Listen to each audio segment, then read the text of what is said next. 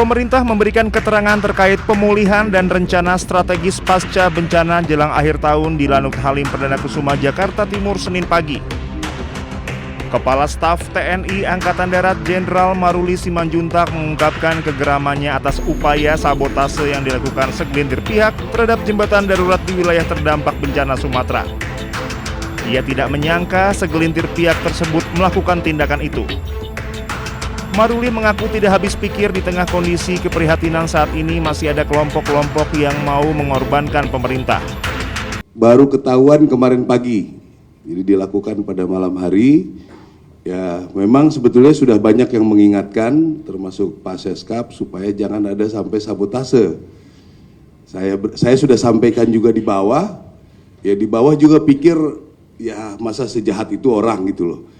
Akhirnya cuma jaga-jaganya tuh cuma disiplin bobot jembatan, duduk-duduk di pinggir gitu. Jadi ternyata ya ini bukan hanya dilonggarkan, dilepas. Jadi memang niatnya sudah luar biasa ini. Jadi nanti kita akan telusuri sampai sejauh mana, namun saya pikir kita lebih baik fokus saja bagaimana pekerjaan kita ini bisa melayani masyarakat dan bisa dijaga untuk bisa betul-betul aman buat masyarakat itu. Maruli juga mengajak seluruh pihak untuk kompak dalam upaya pemulihan bencana di Sumatera. Tim Liputan Anyus melaporkan.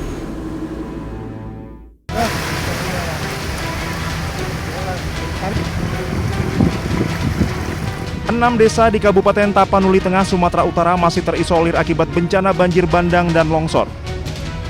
Jaringan listrik, telekomunikasi, dan akses internet masih terputus di Desa Parsingkaman, Naga Timbul, Sibiobio, Siologo, Tapian Nauli Saur Manggita, dan Said Nihuta Kalangan II. Bupati Tapanuli Tengah Masinton Pasaribu mengatakan alat berat menjadi fokus utama dalam upaya percepatan pemulihan, khususnya untuk membuka akses jalan yang terputus. Kita akan tentukan nanti mana yang desa yang harus bisa kita relokasi di antara itu, karena memang medannya juga kurang. Dalam kondisi normal aja akses ke desa tersebut juga sangat sulit. Sementara jumlah korban meninggal dunia akibat bencana banjir dan longsor di Tapanuli Tengah mencapai 133 orang. Dari Tapanuli Tengah, Sumatera Utara, Supriyadi Ainus melaporkan.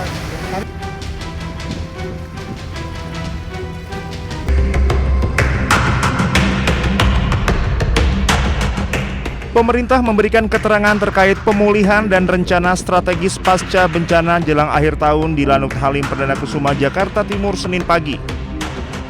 Kepala Staf TNI Angkatan Darat Jenderal Maruli Simanjuntak mengungkapkan kegeramannya atas upaya sabotase yang dilakukan segelintir pihak terhadap jembatan darurat di wilayah terdampak bencana Sumatera. Ia tidak menyangka segelintir pihak tersebut melakukan tindakan itu. Maruli mengaku tidak habis pikir di tengah kondisi keprihatinan saat ini masih ada kelompok-kelompok yang mau mengorbankan pemerintah. Baru ketahuan kemarin pagi, jadi dilakukan pada malam hari. Ya, memang sebetulnya sudah banyak yang mengingatkan, termasuk Pak Seskap, supaya jangan ada sampai sabotase. Saya sudah sampaikan juga di bawah, ya di bawah juga pikir, ya masa sejahat itu orang gitu loh. Akhirnya cuma jaga-jaganya tuh cuma disiplin bobot jembatan, duduk-duduk di pinggir gitu. Jadi ternyata ya ini bukan hanya dilonggarkan, dilepas. Jadi memang niatnya sudah luar biasa ini. Jadi nanti kita akan telusuri sampai sejauh mana, namun saya pikir kita lebih baik fokus saja bagaimana pekerjaan kita ini bisa melayani masyarakat dan bisa dijaga untuk bisa betul-betul aman buat masyarakat itu. Maruli juga mengajak seluruh pihak untuk kompak dalam upaya pemulihan bencana di Sumatera. Tim Liputan Anyus melaporkan.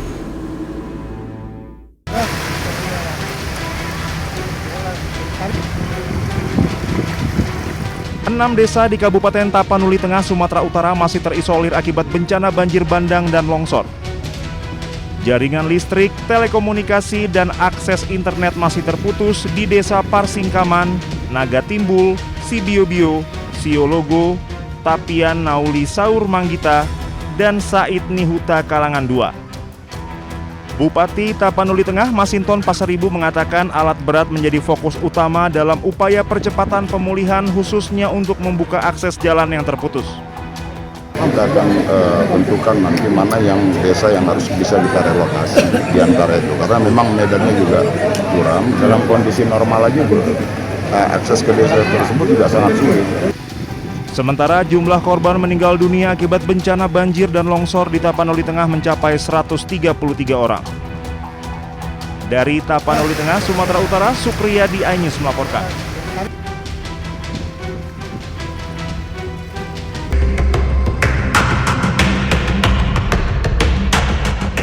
Pemerintah memberikan keterangan terkait pemulihan dan rencana strategis pasca bencana jelang akhir tahun di Lanut Halim Perdana Kusuma, Jakarta Timur, Senin pagi. Kepala Staf TNI Angkatan Darat Jenderal Maruli Simanjuntak mengungkapkan kegeramannya atas upaya sabotase yang dilakukan segelintir pihak terhadap jembatan darurat di wilayah terdampak bencana Sumatera. Ia tidak menyangka segelintir pihak tersebut melakukan tindakan itu. Maruli mengaku tidak habis pikir di tengah kondisi keprihatinan saat ini masih ada kelompok-kelompok yang mau mengorbankan pemerintah. Baru ketahuan kemarin pagi, jadi dilakukan pada malam hari. Ya, memang sebetulnya sudah banyak yang mengingatkan, termasuk Pak Seskap, supaya jangan ada sampai sabotase. Saya sudah sampaikan juga di bawah, ya di bawah juga pikir, ya masa sejahat itu orang gitu loh. Akhirnya cuma jaga-jaganya tuh cuma disiplin bobot jembatan, duduk-duduk di pinggir gitu. Jadi ternyata ya ini bukan hanya dilonggarkan, dilepas. Jadi memang niatnya sudah luar biasa ini. Jadi nanti kita akan telusuri sampai sejauh mana, namun saya pikir kita lebih baik fokus saja bagaimana pekerjaan kita ini bisa melayani masyarakat dan bisa dijaga untuk bisa betul-betul aman buat masyarakat itu. Maruli juga mengajak seluruh pihak untuk kompak dalam upaya pemulihan bencana di Sumatera. Tim Liputan Anyus melaporkan.